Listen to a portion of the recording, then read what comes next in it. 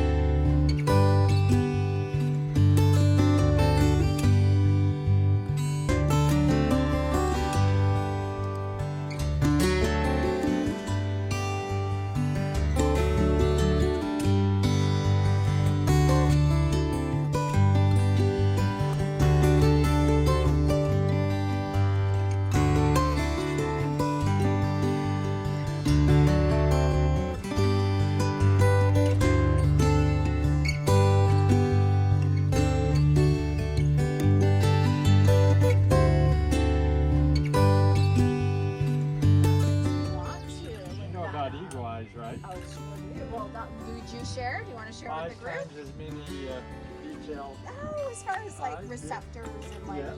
like. And what are the tones that gather colors? They're 80 or 85%.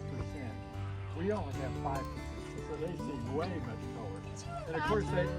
Like our world is so colorful as it is, but if we really saw the way birds saw, like it's mind blowing. And we have one focus per each eye. We're like binocular vision. Yeah. You know, if you focus on something, you can see the other. You don't see the other stuff Right, around. But they have 2 in each eye, and they're all independent. So, and we only see 110. We got binocular vision. They see 360. So.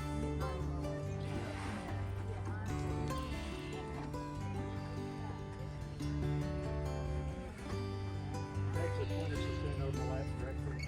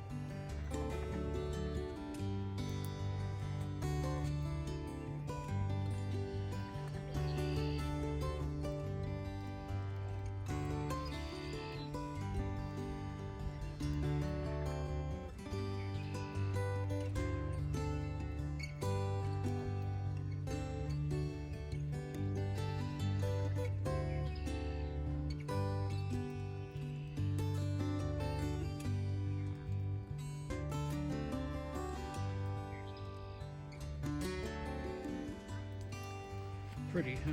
It's beautiful.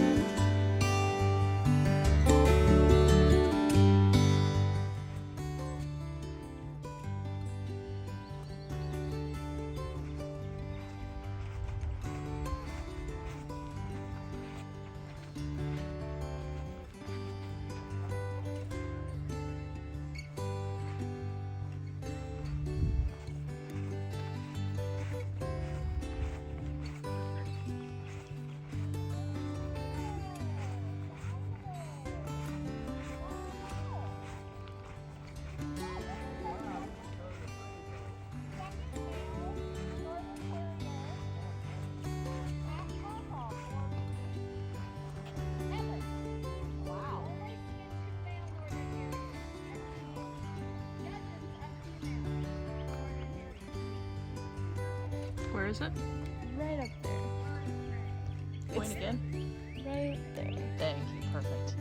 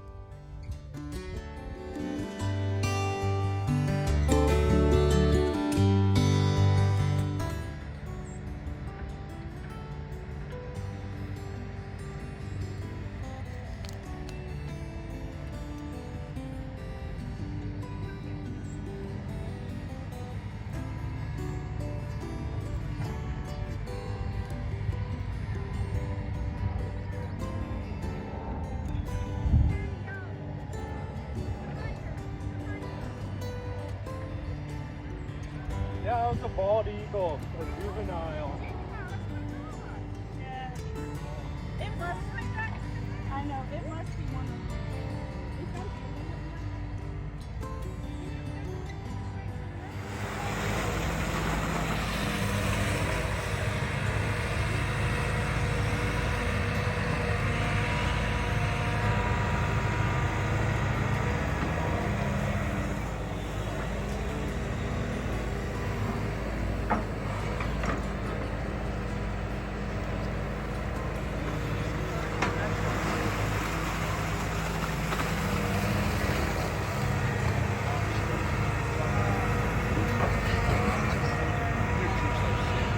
Just horrible.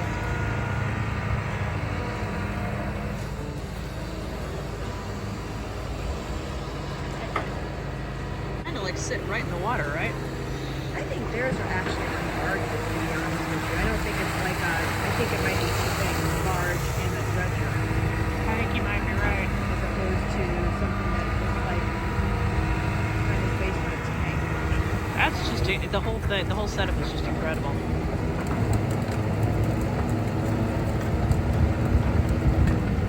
You know what? It reminds me of those amphibious vehicles they call ducks. Yeah, it reminds me of that. Yeah, that was. You know, I mean, life is hazardous in general. The exhibits at Caw Caw were damaged by an electrical fire. This is from the International African American Museum. It's in downtown Charleston. I highly recommend it. They have exhibits for rice fields and so much more. I definitely recommend it.